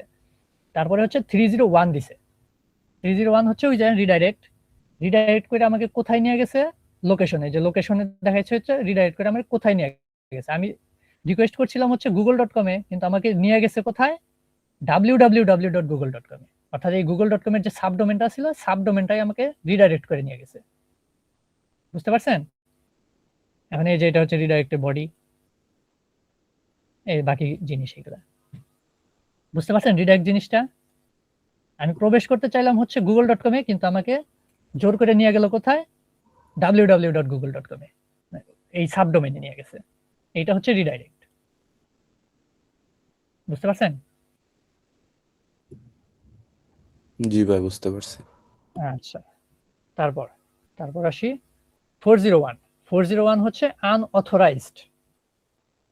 401 হচ্ছে আনঅথরাইজড, অর্থাৎ আপনি ধরেন একটা ওয়েবসাইটের একটা পোস্ট পড়তে হলে আপনাকে কি করতে হবে, লগ ইন করতে হবে। প্রথমে লগ ইন করে তারপর ওই পোস্টটা পড়তে হবে। সেজন্য আপনি যদি লগ ইন ছাড়াই ওই পোস্টটার মানে পড়ার ট্রাই করেন, তখন দেখবেন তখন স্ট্যাটাস কোডের রেসপন্সটা আসবে হচ্ছে 401 এ, অর্থাৎ আপনাকে অবশ্যই অথেন্টিকেট হইতে হবে এই রিকোয়েস্টটা দেখার জন্য। আপনি বর্তমানে এই রিকোয়েস্ট মানে এই ব্লগ পেজ বা পোস্টটা দেখার জন্য আপনার অথেন্টিকেটেড না, আপনি লগ ইন করা নেই, সেটা হচ্ছে 401 দ্বারা বোঝায়। 401 হচ্ছে আনঅথেন্টিকেটেড বা আনঅথরাইজড। বুঝতে পারছেন? যেমন ধরেন এটা যদি সহজভাবে বোঝাই, ধরেন আপনার একটা সার্ভার রুম থাকে যে কোনো জায়গার বা অফিসের সার্ভার রুমের, ধরেন সার্ভার রুমে প্রবেশ করার জন্য একটা কি থাকে বা চাবি, ধরেন চাবি থাকে, আপনার কাছে চাবিটা নেই। চাবি না থাকলে তো আর আপনি প্রবেশ করতে পারবেন না এই রুমে। তাইলে আপনি কি হইলেন, চাবিটা যদি আপনার কাছে না থাকে তাহলে কি আপনি ওই রুমে প্রবেশ করার জন্য আনঅথরাইজড, অথরাইজ না আপনি। বুঝতে পারছেন? এইটা হচ্ছে 401 এর কাজ।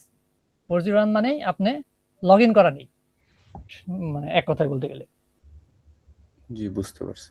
হুম। অর্থাৎ আচ্ছা। আমরা একটা অ্যাডমিন পেজ পাইলাম, বাট ওইটায় ঢুকতে গেলে আর কি আনঅথরাইজ দেখাবে, হ্যাঁ, আনঅথরাইজ যেহেতু লগইন অ্যাক্সেস নাই হ্যাঁ। আমাদের কাছে।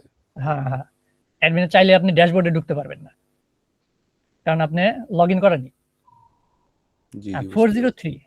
403 হচ্ছে, এটাও কিন্তু এক ধরনের আনঅথরাইজড, কিন্তু এটা হচ্ছে আপনার পারমিশন নেই, আপনি অথরাইজ। ধরেন আপনি সার্ভার রুমে ঢুকার অ্যাক্সেস আছে, সার্ভার রুমে ঢুকার চাবি আছে, কিন্তু সার্ভার রুমে ঢুকলেন আপনি, কিন্তু আপনার সার্ভারের অ্যাক্সেস নাই। সার্ভারের প্রবেশ করার জন্য তো ইউজার নেম পাসওয়ার্ড লাগে, বা সার্ভারে প্রবেশ করার জন্য তো আলাদা অ্যাক্সেস কি বা আলাদা কিছু লাগে, সেইটা আপনার কাছে নাই, কিন্তু আপনার সার্ভার রুমের প্রবেশ করার জন্য চাবিটা আছে। সেটা হচ্ছে 403। 403 হচ্ছে ডাইরেক্ট ফরবিডেন, অর্থাৎ আপনার কাছে এটার পারমিশন নাই। অর্থাৎ আপনার কাছে চাবি থাক, সমস্যা নাই, আপনি অথেন্টিকেটেড, বুঝলাম, আপনি লগ ইন করছেন ওয়েব পেজে, কিন্তু আপনার এই ফাইলটা অ্যাক্সেস করার পারমিশন নাই। এইটা হচ্ছে 403। 401 হচ্ছে লগ ইন করতে বলবে, আর 403 হচ্ছে আপনি লগ ইন করা থাকেন, কিন্তু সেটা সমস্যা নাই, কিন্তু আপনার এই ফাইলটার অ্যাক্সেস করার জন্য পারমিশন নেই। বুঝতে পারছেন 401 আর 403 জিনিসটা? ভাই এটাকে কোনোভাবে ব্রেক করা যায়? হ্যাঁ, 403 বাইপাস করা যায়, অনেক মেথড আছে। 403 বিভিন্ন ধরনের মেথড আছে, বাইপাস করার অপশন আছে। 1 এর করা যায় না? হ্যাঁ 1 এর 401 হ্যাঁ 401, হ্যাঁ এটাও করা যায়। যদি অথেন্টিকেটেড যে সিস্টেমটা থাকে সেটা যদি দুর্বল থাকে, তাহলে আপনি করতে পারবেন। প্রপারলি যদি ওইটা ম্যানেজ না করা থাকে ওয়েবসাইটে, তাহলে আপনি করতে পারবেন। সেটা আপনার পরবর্তীতে দেখবেন, সমস্যা নেই।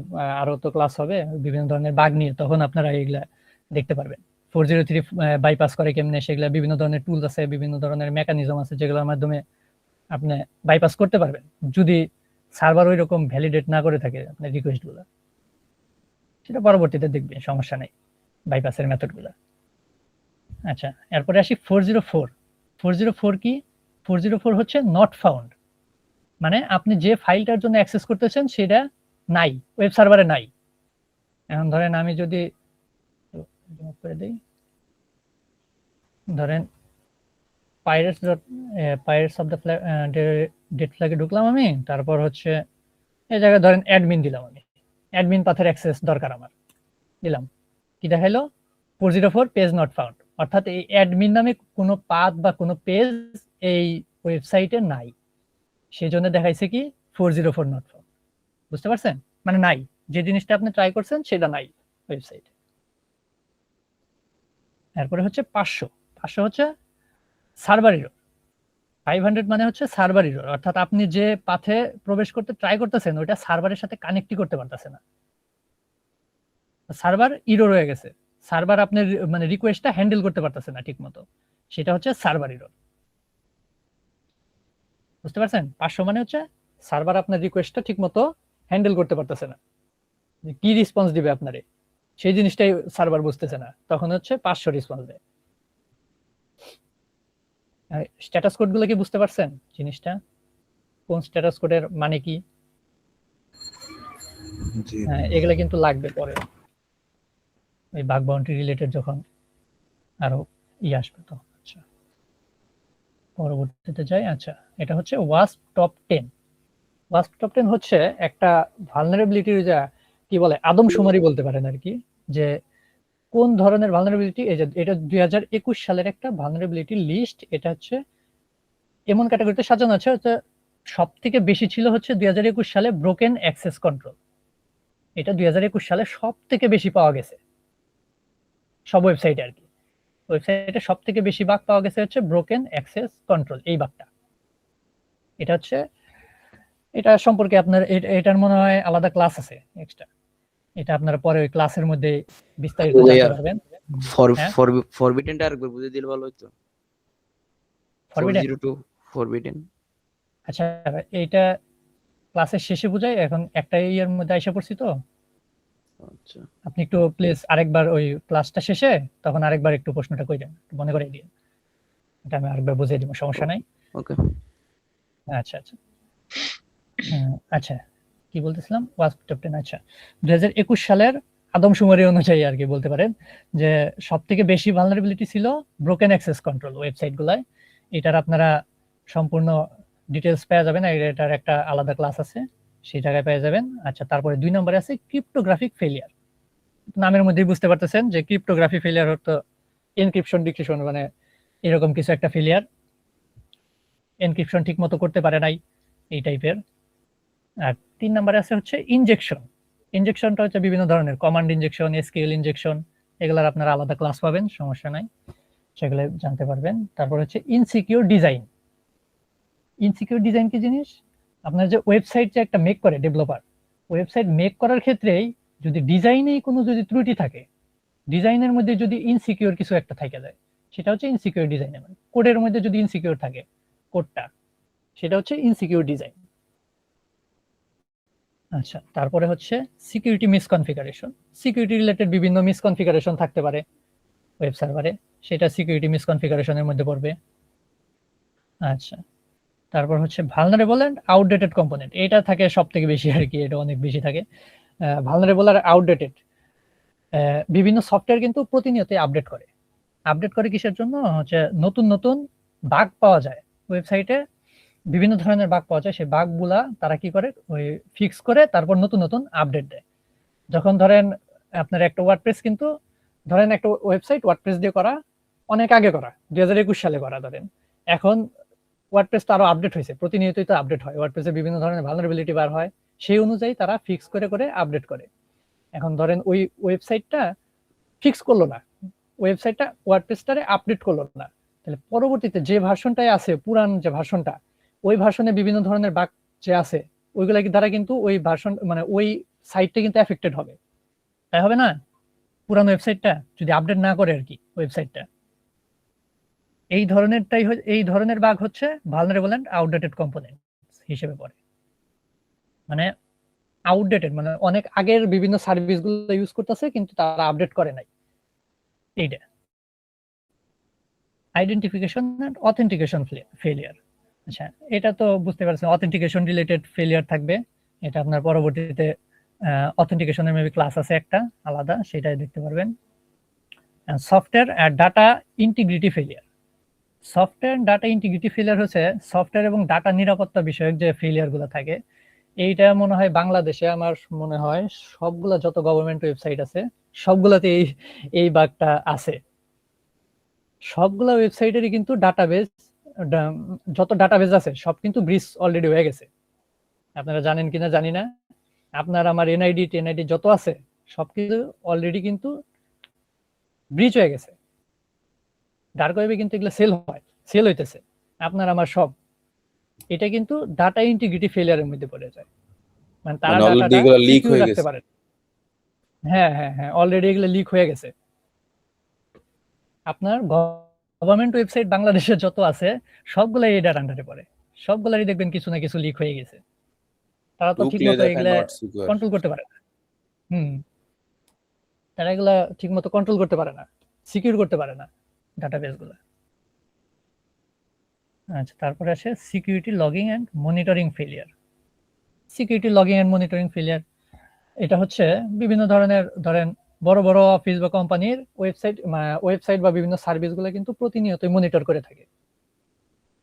মনিটরের জন্য আলাদা লোক থাকে, তারা কিন্তু সবসময় মনিটর করে থাকে। কিন্তু এই মনিটরের ধরেন কোন একটা দুর্বলতা বা কোন একটা অলসতার কারণে যদি কোন একটা ওই সার্ভারে যদি একটা ত্রুটি হয়ে যায় বা কোন একটা অ্যাটাক হয়, তখন কিন্তু সেটা সিকিউরিটি লগিং এন্ড মনিটর ফেলিয়ারের মধ্যে পড়বে।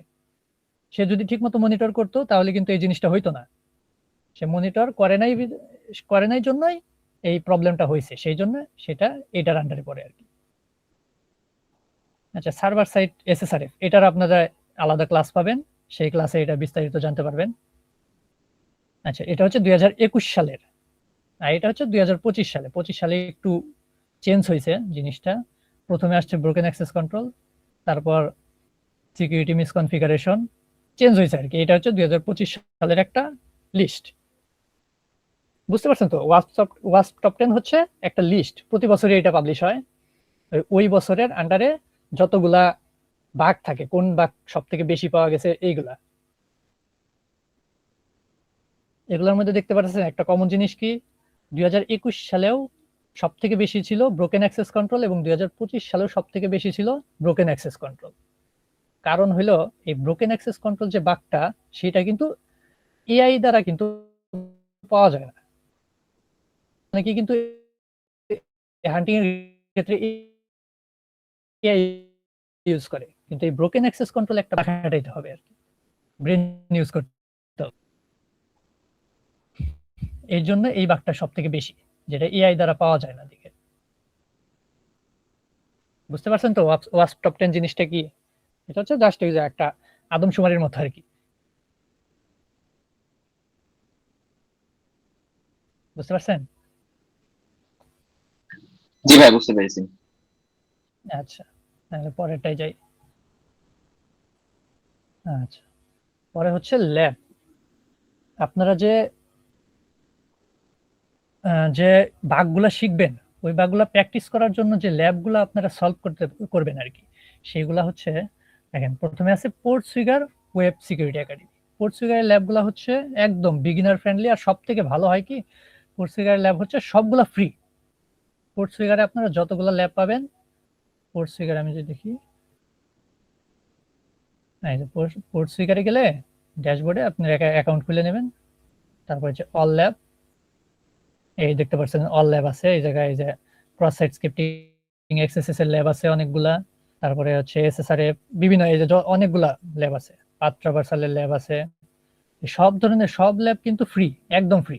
আপনারা যে কোনো চাইলে আপনারা অ্যাকাউন্ট খুলে জাস্ট আপনি ট্রাই করতে পারেন।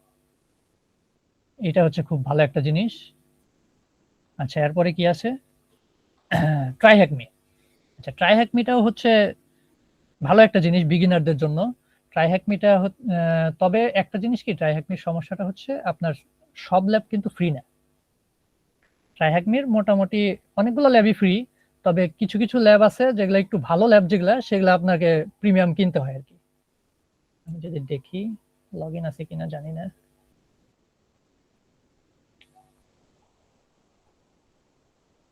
আচ্ছা, লগ ইন নাই। আচ্ছা, এখন লগ ইন করার টাইম নেই। আচ্ছা, আমি যদি দেখা কি যাবে লগইন ছাড়া?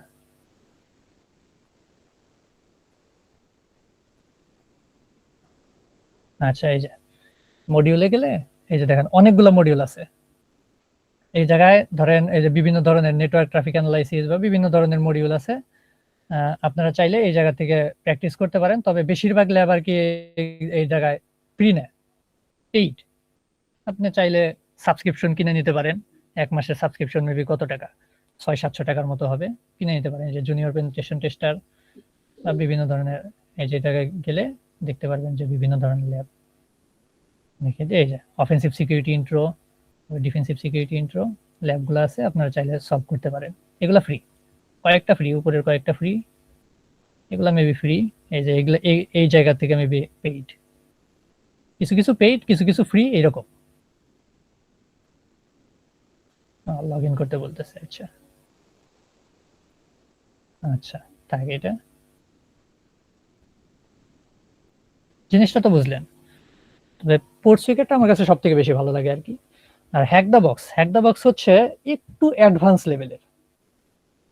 হ্যাক দ্য বক্সটাতে আমি আগেই যাইতে বলবো না, কারণ এটা একটু অ্যাডভান্স লেভেলের। তো আগে বিগিনার ফ্রেন্ডলি যেগুলো আছে, আপনি ট্রাই হ্যাকমি, পোর্টসুইগার, ট্রাই হ্যাকমি আর ওই যে এইটা DBWA, এইটা ইউজ করে তারপর আপনি হ্যাক দ্য বক্সে যান। এটা একটু এই জন্য অ্যাডভান্স লেভেলের। আচ্ছা, DBWA জিনিসটা কি? এটা হচ্ছে আপনার লোকাল একটা ভালনারেবল ওয়েব অ্যাপ। এটা হচ্ছে লোকালি থাকে, আপনার পিসিতেই রান হবে, আপনার পিসিতেই স্টার্ট হবে, আপনি পিসিতেই চেক করতে পারবেন বিভিন্ন ধরনের ভালনারেবিলিটি। আমি যদি দেখাই যে এই জায়গায় লিঙ্ক আছে, গিটহাবের লিঙ্ক আছে, আপনারা চাইলে গিটহাব থেকেও ডাউনলোড দিতে পারেন, অথবা আমি একটু ওপেন করে দেখাই। আমার কাছে একটা ISO ফাইল আছে, তো মেটাসপ্লয়েটেবল 2, ওইটার মধ্যে DBWM আছে। এটা আরো ভালো আর কি, এই জায়গা থেকে ইউজ করলে। ইউজ করি একটু দেখিয়ে দেই জিনিসটা কেমন।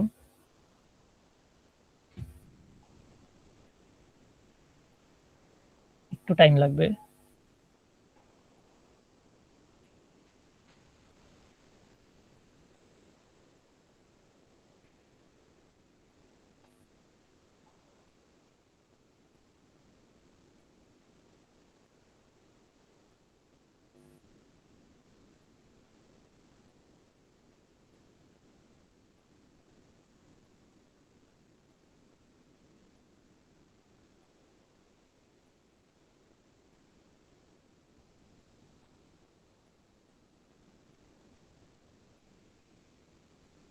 আচ্ছা, লগ ইন করতে বলতেছে। লগ ইন হচ্ছে MSF অ্যাডমিন। MSF অ্যাডমিন হচ্ছে লগ ইন, আর পাসওয়ার্ড হচ্ছে একই, MSF অ্যাডমিন দিলাম। আচ্ছা, এখন যদি IF কনফিগ দেই, দেখতে পারতেছেন আইপি অ্যাড্রেস পাইছি। আইপি অ্যাড্রেসটা কি 192.168.62। আচ্ছা, আমি যদি এখন ওই আইপি অ্যাড্রেসটায় যাই 192, আচ্ছা এইটাই। আচ্ছা, এই যে দেখতে পাচ্ছেন মেটাসপ্লয়েটেবল 2 ওপেন হয়ে গেছে। এই যে এই জায়গায় আছে DBWA, আমরা যেটা ওই যে বলছিলাম একটু আগে। এই যে DBWA, এটার পাসওয়ার্ড হচ্ছে অ্যাডমিন, এই ইউজার নেম হচ্ছে অ্যাডমিন, পাসওয়ার্ড হচ্ছে পাসওয়ার্ডই। আচ্ছা, এইরকম আসবে। এই জায়গায় আপনি বিভিন্ন ধরনের ভালনারেবিলিটি আছে, যেমন ব্রুট ফোর্স ট্রাই করতে পারেন। এই জায়গায় আপনার নিজের লোকাল মেশিনে কিন্তু রান হয়েছে আর কি। ব্রুট ফোর্স মারার আগে ভাইবা চিন্তা মাইরেন, দেখলেন পিসির যদি কনফিগারেশন কম থাকে, আপনি যদি হেভি ব্রুট ফোর্স মারেন, বুঝতে পারতেছেন পিসির কি অবস্থা হবে। ওই ক্লাস কি রেকর্ড হচ্ছে? আই থিংক রেকর্ডটা কখন দেওয়া হবে, মানে টেলিগ্রাম গ্রুপে দেওয়া হবে? হ্যাঁ, দিয়ে দিবে, মাহমুদুল ভাই দিয়ে দিবে। আচ্ছা আচ্ছা, দেখেন ব্রুট ফোর্সের পরে কমান্ড এক্সিকিউশন এই জায়গায় ট্রাই করতে পারেন। ওই বিভিন্ন ধরনের ভালনারেবিলিটি যখন আমরা ক্লাস নিব, ওইগুলো আপনারা এই জায়গায় প্র্যাকটিস করবেন। CSR এ প্র্যাকটিস করতে পারেন। এই জায়গায় ফাইল ইনক্লুশন SQL আছে, এই যে XSS রিফ্লেক্টেড আছে, XSS স্টোরড আছে। এখন কথা হইলো, এইটা যখনই আপনি প্রথমবার আসবেন, তখন এই যে DBWA সিকিউরিটিতে গিয়া এটা দেখবেন হাই দেওয়া আছে। আপনারা প্রথমত হাইটাকে লো করে সাবমিট দিয়ে নেবেন। এই দেখেন এখন লো হয়ে গেছে। কারণ এটা দিলে কি হয়, হাই থাকলে প্রথম দিকেই আপনারা কিন্তু হাই দিয়ে কিন্তু কিছু করতে পারবেন না। দেখবেন প্রথমে ধরেন বেসিক একটা পেলোড দিলেন, যেমন ধরেন স্কিপ ডট অ্যালার্ট, এটা হচ্ছে এক্সএসএস এর একটা পেলোড, নরমাল পেলোড যেটা। এটা যদি আমি সাবমিট দেই লোতে, আমার কিন্তু রিকোয়েস্টটা পপ আপ দিছে, অর্থাৎ এক্সএসএস হয়েছে, তাই না? এখন যদি আমি এটা প্রথমে যে হাই থাকে, এখন যদি হাই দেই, এখন যদি আমি সাবমিট দেই, জিনিসটা এই সেম পেলোড হয় নাই, দেখতে পাচ্ছেন? এক্সিকিউট কিন্তু হয় নাই, কারণ এটা হচ্ছে বিভিন্ন ধরনের এনক্রিপশন মেথড এখন অ্যাড করতে হবে। এটা পরবর্তীতে দেখানো হবে। প্রথমত আপনারা লো দিয়ে ট্রাই করবেন, ধীরে ধীরে আপনারা যখন একটু লোতে পারলেন তারপর একটু মিডিয়াম করবেন, মিডিয়ামে যখন পারলেন তারপর একটু হাই করবেন, এরকম লো থেকে শুরু করবেন আর কি। আর মেটাসপ্লয়েটেবল 2 তে আরেকটা জিনিস কি, মাল্টি, হ্যাঁ এই জিনিসটাও ভালো একটা জিনিস। এই জায়গায় আপনি দেখছেন ফার্স্ট টপ 10 বিভিন্ন ধরনের ভালনারেবিলিটি আছে, যেমন এই যে এসকিউএল এর অনেকগুলো আছে, ওই ডিবিডব্লিউ থেকে আরো বেশি আছে এই জায়গায়। এসকিউএল রেজিস্টার, ব্লাইন্ড এসকিউএল, বিভিন্ন এই যে এক্সএসএস এর বিভিন্ন জায়গায় এই জায়গাটা আপনারা ট্রাই দিতে পারেন। এই জায়গায় এক্সএসএস ট্রাই দিতে পারেন প্র্যাকটিস করার জন্য। এটা বুঝতে পারতেছেন? সব প্র্যাকটিস করার জন্য এটাকে আপনারা প্র্যাকটিস করতে পারেন। বুঝতে পারছেন জিনিসটা? এটা হলো প্র্যাকটিসের একটা প্ল্যাটফর্ম।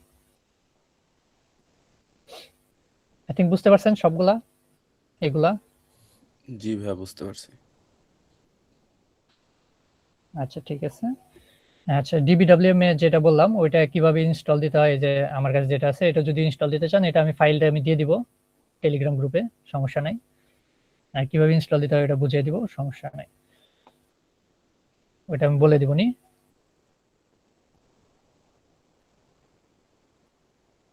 তাহলে পরের ধাপে যাই। আচ্ছা, thank you for your attention. আজকের মতো এইটুকুই ছিল। এখন যদি কারো কোনো কোশ্চেন থাকে বলতে পারেন।